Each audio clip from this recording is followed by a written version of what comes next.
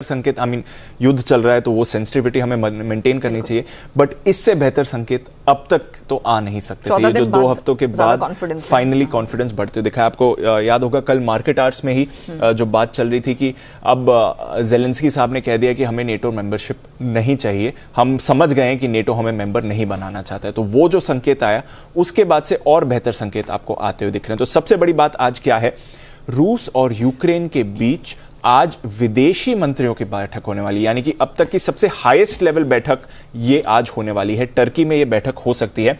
Russia के foreign minister Lavrov साहब तो ऑलरेडी टर्की पहुंच भी चुके हैं। तो ये बड़ी खबर आती हुई दिख रही है कि दोनों देश के फॉरेन मिनिस्टर्स अगर आज बैठक करते हैं, वो भी ऐसे संकेतों के बाद जहां कल ज़ेलेंस्की साहब ने कहा कि अब हम रियलाइज कर चुके हैं नेटो की मेंबरशिप हमें नहीं चाहिए। कल लैवरोव साहब ने खुद कहा कि बातचीत से अगर हल मिल जाए तो बहुत ही अच्छा रहेगा, हमारी कोई ये इंटेंशन नहीं है कि यूक्रेन की गवर्नमेंट को हम ओवरथ्रो करें।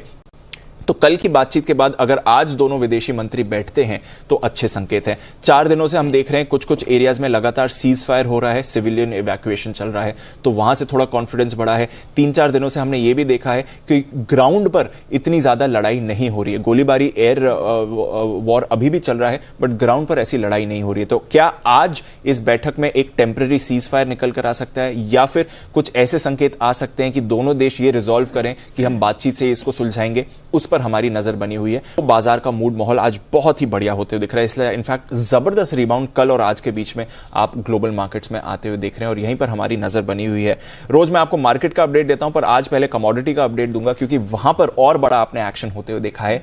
कोरोना काल के बाद कच्चे तेल की सबसे बड़ी गिरावट आपने आती हुई देखी है। तो 14 साल की ऊंचाई पर 2 दिन पहले था और वहां से देखिए अप्रैल 2020 के बाद यानी ऑलमोस्ट 2 साल के बाद सबसे बड़ी गिरावट आपने देखी है। 13% लुढ़क कर ब्रेंट कल $111 पर आ गया, अभी थोड़ा ऊपर है, $113 के करीब आ चुका है। तो ये एक बड़ा एक्शन आपने होते देखा है। WTI $108 पर आ गया था, तो बहुत ही बड़ा कूल ऑफ हुआ है कमोडिटीज में और इससे हमें राहत मिलनी चाहिए।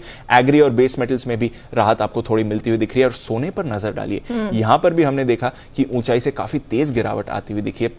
$50-60 फिसल कर सोना 1980 पर आ गया। दीपांशु $2076 जो छुआ 2 दिन पहले, $100 वहां से एब्सोल्युटली। और ये रेयर होता है, जो 1 साल की मूव सोने में होती है वो अब 2 दिनों में आते हुए देख रहे हैं। तो ये बहुत ही बड़ी मूव्स आपने आती हुई देखी है।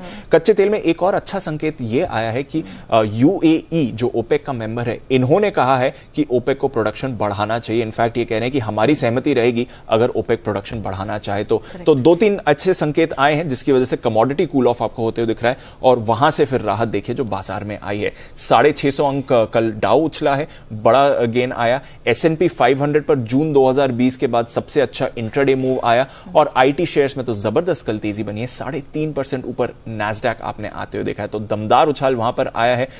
11 में से 9 सेक्टर्स में तेजी थी, आईटी से लीड कर रहा था। Amazon 23 साल के बाद स्टॉक स्प्लिट करने जा रहा है, एक शेयर को 20 में स्प्लिट करने वाला है और साथ ही $10 अरब का बायबैक भी करेगा। बट यूएस का इन्फ्लेशन डेटा आने वाला है, लगभग 50 साल की ऊंचाई पर यह आ सकता है। 7.8% का अनुमान है और अगले हफ्ते की फेड बैठक से पहले यह डेटा आ रहा है, तो यहां पर सबकी नजर बनी हुई